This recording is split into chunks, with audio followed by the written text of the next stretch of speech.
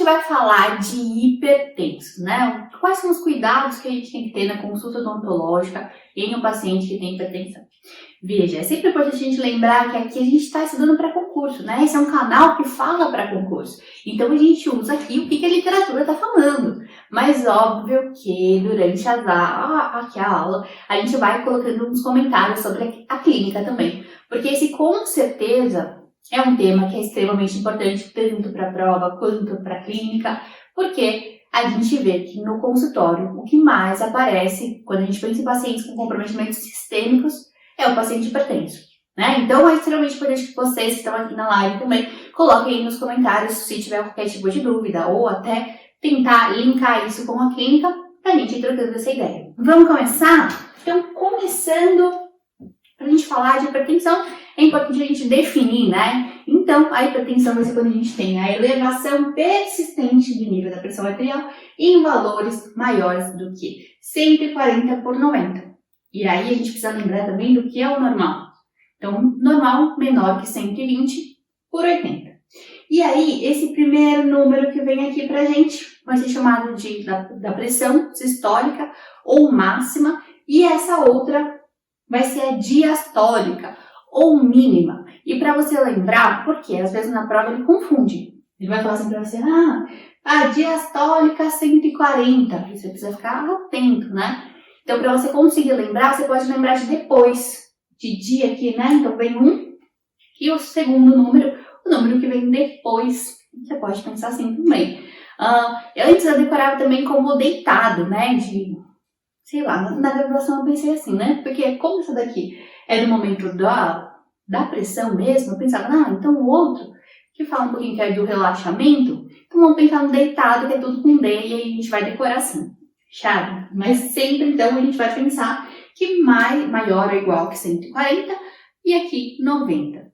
Existe também a pressão sistólica isolada, ou seja, quando a gente tem só aqui alto e o outro não. Isso é mais comum de ter em idoso. Existe também o contrário, né? Só a diastólica alta, mas o que os livros falam é que esse tipo de alteração não precisa de tratamento, não foi demonstrado nenhum tipo de risco, ok? Então, quando a gente tem a sistólica isolada, está mais relacionado com o idoso, mas o que é mais comum mesmo é a gente ver combinado, que é o que a gente está falando aqui.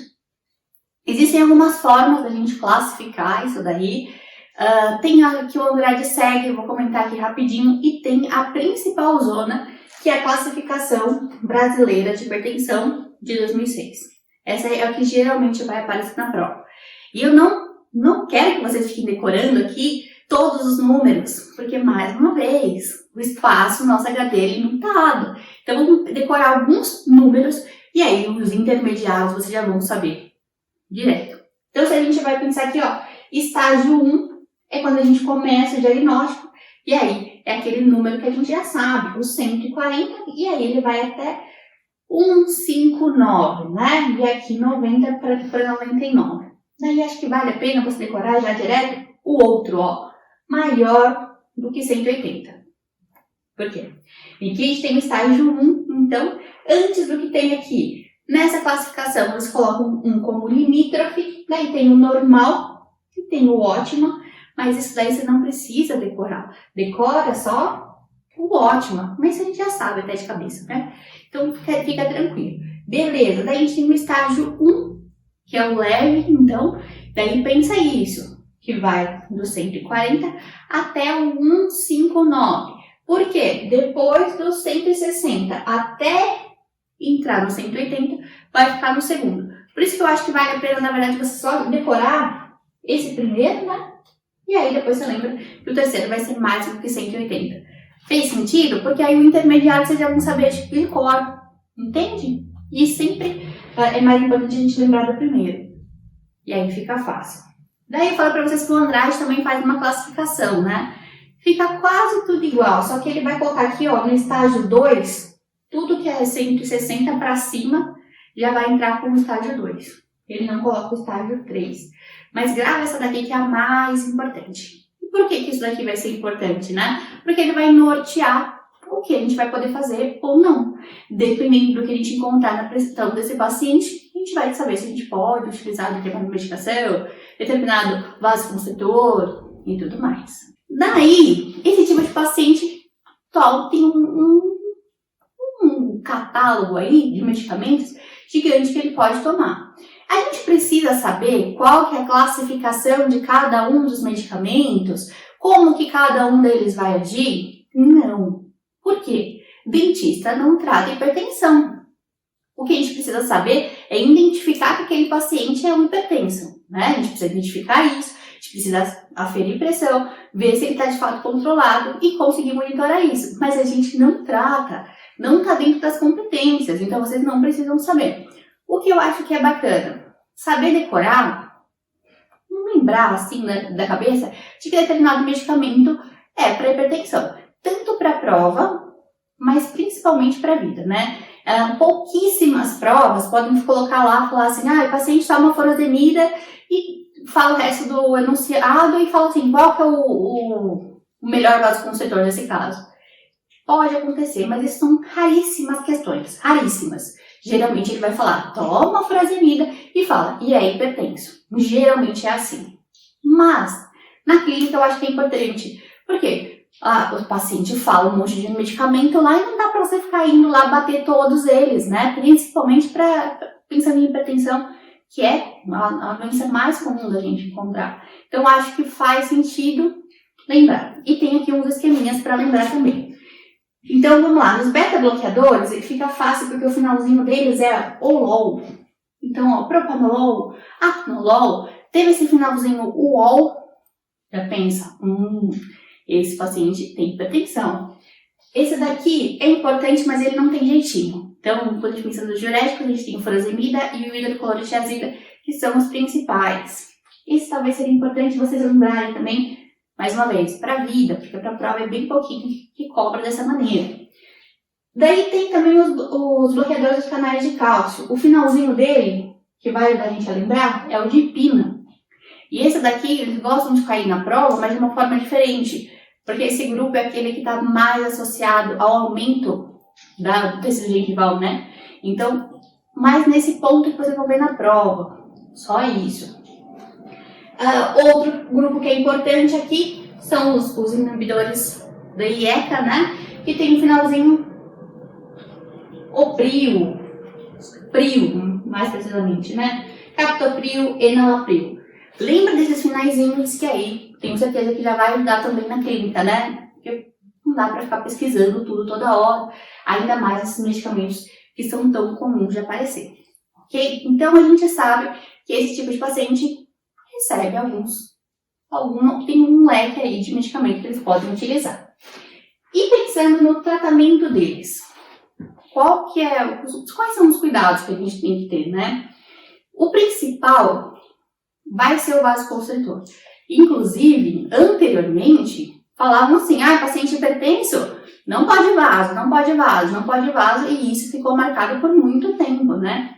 Então, talvez, quem se formou aqui há mais tempo, talvez tenha aprendido isso. Hoje a gente sabe que não, que a gente pode controlar essa quantidade e ainda, em alguns casos específicos, né? Até determinado valor que a gente encontrar na pressão arterial, a gente ainda vai poder indicar o vasoconstritor. E a gente tem outros tipos de vasoconstritores também. Qual o grande problema aqui? O grande problema é quando a gente fala dos grupos ali, dos adrenérgicos, né? Da epinefrina. Por quê? A gente sabe que vai alterar a frequência cardíaca, vai alterar o volume sistólico, o débito cardíaco, a demanda de oxigênio para o miocárdio, vai alterar a resistência vascular periférica e isso pode culminar no aumento da pressão, ok? Então pensa aí. Pensou em adrenalina, a gente vai pensar nessas características. Mas tem outros pontos que a gente precisa considerar aqui. Então, primeiro, vai depender do quanto que a gente vai administrar de adrenalina e qual a via de administração. Por que a gente está falando disso? Porque, veja, aqui a gente já tem que tomar um cuidado. Quando a gente pensa no anestésico, se a gente controlar a dose, a gente pode conseguir poucos efeitos. E outro cuidado que a gente tem que ter é com a via de administração. a gente tem que tomar um cuidado extremo nesse tipo de paciente para não administrar o vasoconstritor, o anestésico com o vasoconstritor, no caso, dentro do vaso sanguíneo. Porque o que vai acontecer? Ali, quando a gente joga isso direto no vaso, dentro do vaso, a gente pode ter até uma superdosagem, né? Mas vai todo aquele medicamento de uma vez. Então, nesses casos, a gente não pode fazer isso de forma errônea. Quer dizer, em um caso, né?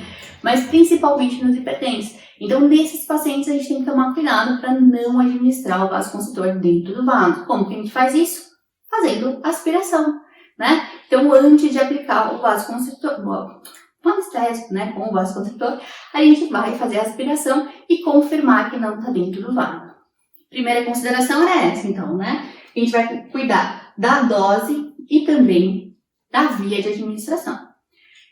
Outro ponto aqui. Se a gente fala de adrenalina, a gente não pode pensar só na adrenalina que a gente está colocando dentro do corpo. Por quê? O nosso corpo produz adrenalina também, né? E tão importante quanto, ou até mais importante do que a adrenalina que a gente vai administrar, é a adrenalina que o próprio paciente produz. Como assim, né? Então, a gente, pensando no paciente que está com dor, por exemplo, ele produz adrenalina em doses muito maiores do que o anestésico com o vaso vai produzir. O livro do Andrade, ele traz isso com uma forma bem clara, isso aparece na prova também, e isso é para abrir nossa mente também, né? Que paciente com dor é mais perigoso, pensando na hipertensão, do que usar o vasoconstritor. Ele fala aqui, ó, que a produção de catecolaminas endógenas, né, dentro dela vai estar a epinefrina, vai aumentar em até 40 vezes o nível basal. E isso, esse 40 vezes, é muito mais do que se a gente administrasse um tubete extremamente concentrado de epinefrina, de 1 para 50 mil. E o que a gente vai pensar de tudo isso? Que além de a gente pensar em controlar o vasoconstritor, o mais importante ainda é a gente controlar o estresse do paciente. Controlar estresse e dor. Então, nesse tipo de paciente, é interessante usar um benzodiazepínico, por exemplo, né? Evitar o estresse o máximo que a gente conseguir. Tomar cuidado se o paciente já é naturalmente ansioso, com o instrumental, com as palavras que você vai utilizar, tudo isso, mas principalmente pensar na sedação. Aqui, ó, tá pequenininho, mas eu vou ler para vocês. Essa tabela eu tirei do Andrade mesmo, mas não precisa decorar nem nada, é só para vocês verem isso com dados da literatura, né? Para comprovar mais uma vez isso que a gente está falando. Ó, aqui ele fala assim, ó, paciente em repouso. A quantidade do nível sanguíneo de catecolamina, pensando na epinefrina em microgramas por minuto, vai ser de 7. Paciente normal, quietinho, sem estresse. Daí, paciente sob estresse, ele vai liberar 280. Já está aqui muito maior. E quando a gente coloca um anestésico bem concentrado, um tubete de 1 para 50 mil, o valor vai ser menor que 1. Então, é muito menos agressivo até a gente pensar no vasoconstritor do que comparar com o estresse. Então, ele até coloca essa informação aqui, ó. Maior objetivo do atendimento odontológico de pacientes com doença cardiovascular é reduzir a liberação endógena de catecolamina, ou seja, diminuir a adrenalina que ele mesmo vai produzir. Então, ele fala pra gente, ó, pensar em sedação, pode farmacológica mesmo, e usar também técnicas de condicionamento psicológico. Então, preparar esse paciente diminuindo o estresse. Então, beleza. A gente já falou, então, que a gente vai controlar o vasoconstritor. Como que a gente vai fazer isso? A gente vai falar aqui de 2 protocolinhos, né? Um seguindo a literatura do Malamed, que fala de anestésicos, e o outro a gente vai seguir o Andrade, que fala de terapêutica medicamentosa no geral. O Andrade, ele tende a ser muito mais... Deixa eu pensar na palavra. Não conservador do que os outros livros. Ele é um livro mais recente e ele tende a ser um pouquinho mais, até considerar o invasivo mesmo. Então, a gente vai ver os dois padrões. No Malamed, o que ele fala pra gente? Ele vai controlar a quantidade de vasoconstritor de acordo com a classificação asa desse paciente, né? Então, ele colocava nessa tabela aqui, ó, asa 1, a gente vai usar no máximo 0,2 mg por sessão. Agora, se fosse asa 3 e 4, a gente usaria 0,04 mg por sessão. Então, veja, é diferente daquela conta que a gente usa para o anestésico, né? A conta do anestésico é por quilo do paciente, certo? E aí, a gente precisaria fazer para cada um dos casos. Aqui não, tanto faz quanto esse indivíduo pesa. O que vai mandar é a concentração desse vasoconstritor. Então, esse daqui não é o que a gente precisa perder tempo de pensar em continha. Isso daqui vai na decoreba mesmo. E se a gente decorar um deles só, a gente já sabe todos os outros, ok? E aí, então, qual que é o pulo do gato aqui? É só você entender que quanto mais diluído for esse anestésico, esse vasoconstritor, no caso, maior é a quantidade que a gente pode usar. Então, se ele estiver mais diluído, a gente pode usar mais vasoconstritor, ok? Então, eu vou dar o exemplo que eu dou em toda a aula que eu falo disso. Tem até uma aula do YouTube já que eu já falei disso também. Mas o que a gente vai pensar aqui, ó, para ninguém errar? Qual que é mais concentrado? Esse ou esse? Daí eu sempre dou o exemplo do jogo do Corinthians. Se eu falar assim, ó, me encontra no jogo do Corinthians, tem 50 mil pessoas lá. Eu tô diluída naquelas 50 mil pessoas. Agora, se eu falo pra você, ó, me encontra lá no jogo do Corinthians, tem eu e tem mais 200 mil pessoas. Eu tô muito mais diluída, você concorda? Mesma coisa que a gente pensar, sei lá, num pote aqui, ó, coloquei 50 mil palha e uma agulha.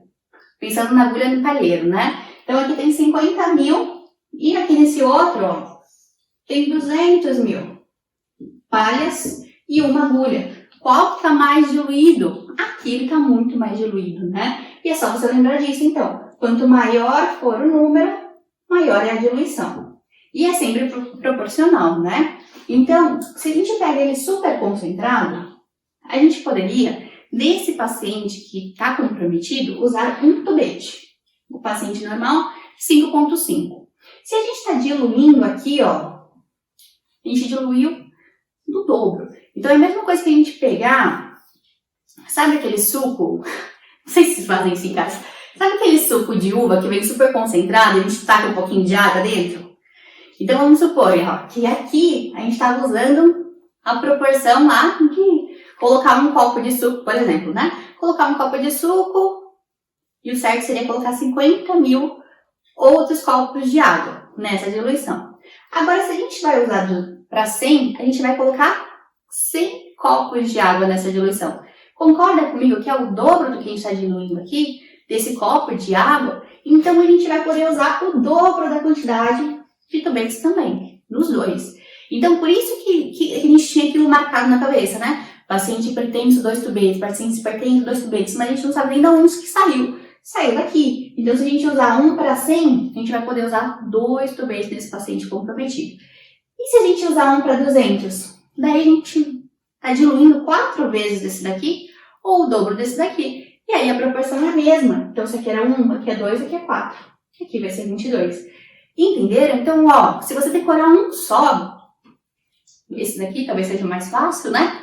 Se você decorar um só, sabendo a proporção, você vai saber o restante. Então, lembra que 50 mil, a gente vai poder usar 5,5 para o paciente normal e 1 para o paciente comprometido, asa 3 e 4. Pensando na asa 3, no livro lá do Malamed mesmo, ele coloca com a pressão mais que 160 até 200. Daí 200 seria a asa 4, que é aquela classificação onde já tem risco constante à vida, né? E por muito tempo a gente ficava assim, mas e agora? E o asa 2? O que a gente vai fazer? Ele entra em que tabela? Ele entra no asa 1, ele entra aqui no paciente saudável, ou ele vai entrar aqui no comprometido? Porque o asa 2 seria o até 160. E na tabela estava só assim. Mas, para nossa alegria, na última edição do Malamed, ele falou pra gente aonde que o ASA 2 vai entrar. Então lá, no finalzinho assim do livro, tem uns negócios de pergunta e resposta, sabe? E aí tem a pergunta, né? E se a epinefrina for usada em paciente com risco cardíaco, existe uma dose máxima? Daí ele fala pra gente que a gente vai limitar em paciente ASA 2 e 3. Então agora a gente pode falar com toda certeza que o ASA 2 entraria aqui também. Então o ASA 2 a gente já restringiria também a quantidade de tubetes, ok? Ok, daí agora a gente vai falar de acordo com o Andrade, tá? Daí o Andrade fala assim, ó, o que a gente vai fazer se a gente não puder usar a epinefrina? Isso daqui o Andrade segue também, tá? A gente vai pensar na quantidade de adrenalina que a gente vai usar no paciente hipertenso, né? Ele vai seguir mais ou menos isso daqui também, tá? Essa quantidade é a mesma para os dois. Mas ele fala assim, ó, tem alguns casos onde a epinefrina vai estar contraindicada. Coloquei CI de contraindicado. E eu vou falar mais pra frente, mas seriam os casos onde a gente vai encontrar a pressão mais que 160. Daí, outros casos também, né? Por exemplo, se tem uma angina instável, aí também seria contraindicado a epinefrina, por exemplo. Beleza, nesses casos, o que a gente pode utilizar? A gente só tem a opção de usar o vasoconstritor, o anestésico sem vasoconstritor? Não, a gente tem um outro conjuntinho que é bem bom, que é a pilocaína com felipressina, né? Então, se a gente não puder usar nesses casos, a gente vai preferir a pílula com felipressina. E o máximo que ele recomenda, então, seria 3,5 tubetes. Em alguns outros casos, a gente pode não conseguir usar a pilocaína, como, por exemplo, se o paciente estiver gestante, que a gente vai tentar não usar. Se o paciente tiver anemia, se tiver gestante, a gente vai tentar não usar. Daí a gente tem a MEP 3% sem o vaso. Qual que é a problemática aqui? Aqui a gente tem um tempo de anestesia pulpar muito curtinho, né? E o outro problemática não tem o vasoconstritor para controlar o sangramento. Então aqui, ó, sem controle do sangramento. Então se você puder escolher entre um ou outro, não tem nada que vai contraindicar usar a pilocaína. Se você for fazer um procedimento que você precisa de controle de sangramento, se você precisar de um tempo maior de procedimento também, é sempre esse que você tem que preferir. Então, aqui, só para fixar, se a gente puder escolher os dois, se for procedimento cirúrgico, a gente sempre opta aqui, né? Mas, mais uma vez, se a gente pensa que a gente pode usar, o paciente não está com contraindicação de epinefrina, está abaixo de 160, e a gente pode usar lidocaína com epinefrina, por exemplo, o controle do sangramento ainda é maior do que a gente tem na felipressina. Mas a gente vai falar do protocolo de cada um deles, vai ficar bem fácil, ó. Lá no livro do Andrade, ele separa pra gente um protocolinhos mesmo, receitas de bolo pra gente seguir de acordo com o que a gente vai encontrar de pressão. Então ele coloca lá pra gente, estágio 1 até 160 por 100. 160 por 10, né? O que a gente vai fazer? É só urgência? Não. Até aqui ele fala pra gente, pode tanto procedimento eletivo quanto de urgência. É importante que a gente avalie se ele tem outras operações. Se é um paciente que tem um risco a mais, ele tem outras doenças associadas, pode ser que o 160 já não seja tão seguro. Por exemplo, é um paciente que está com a diabetes mal controlada também. É um paciente que teve infarto. Se ele tem outras complicações, esse 160 pode não ser tão seguro. Mas aqui ele fala que a gente pode fazer procedimento cirúrgico, pode tudo. Daí eu acho que vale a pena a gente abrir um parêntese, né? Que nem eu falei pra vocês, ó, a gente vai estudar o que a gente precisa saber pro concurso, mas a gente precisa conversar também sobre como fazer isso na clínica. Porque muita gente não se sente seguro para fazer com 160. Né? O que está no livro? 160. O que você vai fazer na sua clínica? Você tem que avaliar tudo, né? Avaliar esse paciente, nem a gente está falando aqui, se ele tem outras complicações, avaliar quanto o ambiente que você trabalha te deixa seguro também para agir se tiver alguma intercorrência. Eu sempre falo isso para vocês, né? Quando eu trabalhava no postinho, eu me sentia muito segura. Por quê? Tinha médico, tinha enfermeiro, tinha medicação, tinha oxigênio, tudo. Era muito mais fácil, né? Então eu, por exemplo, conseguia me sentir segura para alguns casos, mais de 150, caso eu não tinha. Mas isso vocês precisam avaliar caso a caso, tá? Saibam o que está no livro, saibam que a literatura fala sobre isso, porque na prova é isso que vai cair, mas para a clínica de vocês, tenham esse feeling, né? Geralmente o pessoal tende a seguir os 150, né? Tá aí. Avalie esse conjunto, certo? Ok. Nesse tipo de paciente, a gente sempre tem que tentar fazer sessão curta, porque diminuir o estresse. E o melhor período é a segunda parte da manhã. As complicações cardiovasculares, por exemplo, infarto, tendem a acontecer na primeira parte da manhã. Então não é bom marcar muito cedinho, não. É o melhor nesse intervalo, de 10 às 12 horas, porque é o período onde a gente tem menos complicações. Se for fazer procedimento mais prolongado, ele fala que é interessante monitorar a pressão. Então, às vezes, está fazendo um canal, vai fazer sessão única, vai demorar um pouquinho mais. Aí, talvez seria interessante ir avaliando. É um procedimento de implante. Aí, também seria interessante ir monitorando esse paciente. Ele fala também que é interessante, nesses casos, a gente prescrever um benzodiazepínico. Mais uma vez, por quê? Porque a gente está controlando as catecolaminas endógenas, né? Controlando a adrenalina desse próprio paciente. E aí você pode seguir os protocolos de benzodiazepínico normal. Ele coloca, por exemplo, aqui o midazolam, 1,5 miligramas, que aí a gente pode administrar 30 minutinhos antes, que ele tem um efeito mais rápido.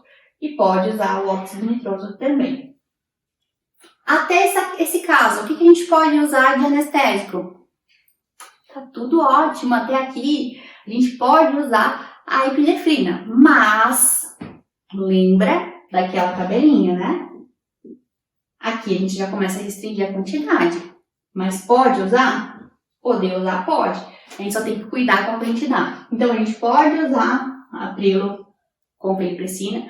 A gente pode usar a lidocaína ou a aticaína com epinefrina, os dois, tanto faz, mas só vai depender da concentração, né? Então, se a gente usar o de 200 mil, 4 tubetes. Se a gente usar o de 100, metade daquilo, 2 tubetes. E aí, ele sempre fala, você sempre vai dar preferência para o de menor concentração que você tiver, porque é mais seguro para a gente, né? Pensando no ponto de vista que você consegue administrar mais anestésico se você precisar. Se você usar aquele lá de 50 mil, você vai poder usar um tubete. Daí, se o paciente voltou a ter dor no meio do procedimento, acabou, filhão. Daí você precisa mandar ele para casa, porque não tem o que fazer mais. Não vai poder usar outro. Agora, quando a gente usa... Falei filhão, né? Acho que eu tô no mercado. E aí, se a gente usa um para 200 mil, aí tem 4. A gente consegue agir muito mais. Fechado, filhões? Agora vocês nem esquecem mais. Ok, a gente já falou, evitar injeção intravascular. Por quê? Senão a gente muda a via de administração. A gente não está colocando o anestésico no lugar certo. Está colocando dentro do vaso. Aí, o que a gente espera é que vá parar. Ele até vai, né, na corrente sanguínea, mas essa absorção é lenta. Se a gente coloca direto no vaso, vai toda aquela quantidade de uma vez. Então, sempre fazer a aspiração antes. Analgésico, a gente pode usar qualquer um, né? Dipirona, paracetamol, não tem problemas. Agora, o que a gente tem que cuidar seria com os AINES. Por quê? Aqui a gente tem o bloqueio da produção de prostaglandina, o que leva à diminuição da vasodilatação, o que acaba aumentando a pressão e também aumenta a excreção de sódio pelo rim, o que pode levar ao aumento da pressão. Por isso que a gente evita esse tipo de medicação. E ainda eles podem agir como antagonista dos antihipertensivos. Então, eles acabam elevando a pressão. Se você consegue premeditar, né?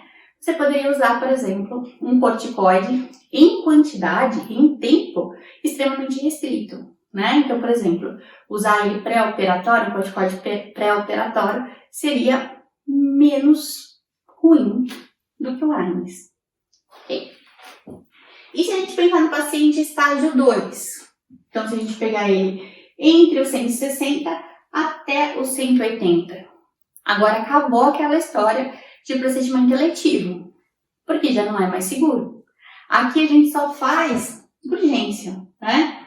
Então, ó, os eletivos estão contraindicados. Se você não tiver nenhum tipo de urgência para fazer nesse tipo de paciente, você vai pedir a avaliação médica e fazer o controle dele. Depois ele retorna para que você faça tudo tranquilamente.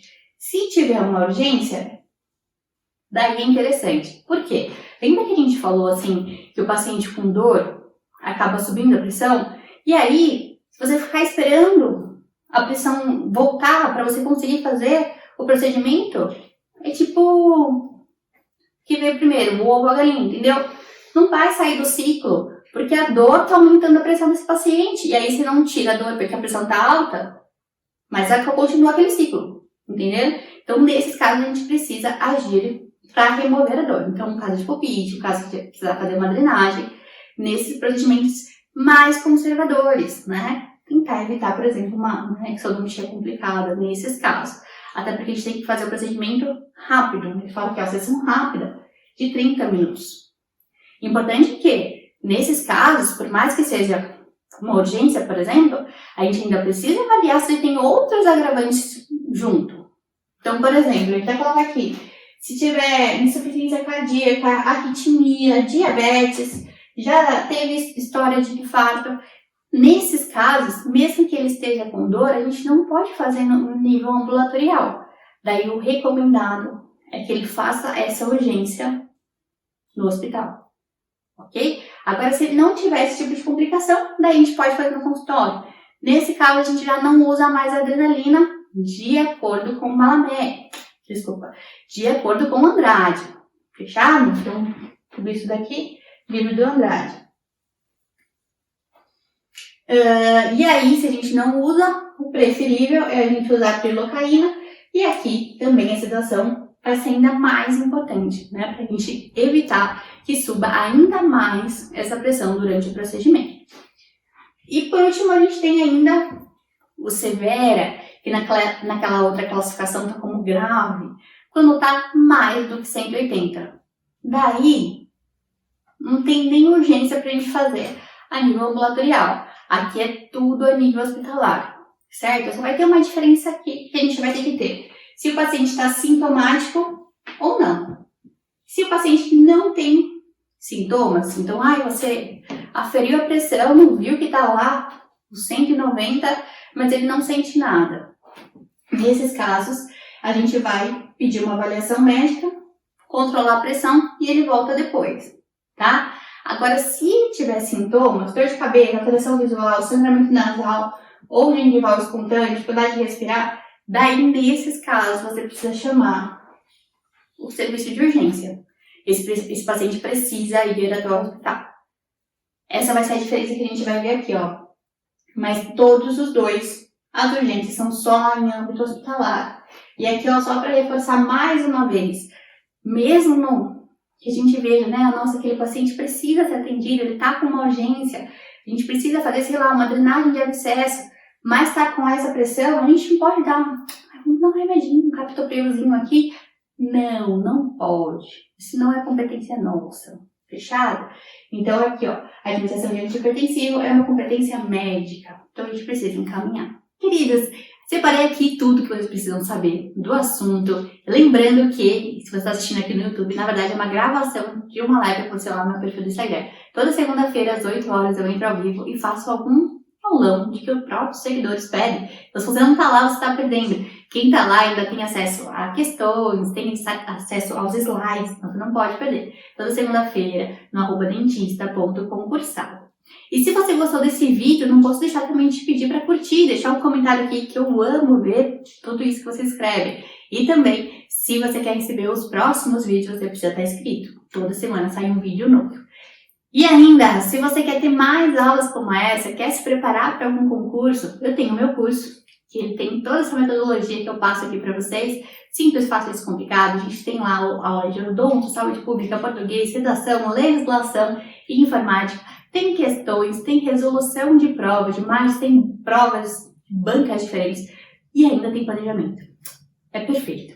Se você quiser saber mais, tem o link aqui embaixo também. Não esquece de curtir e até o nosso próximo vídeo.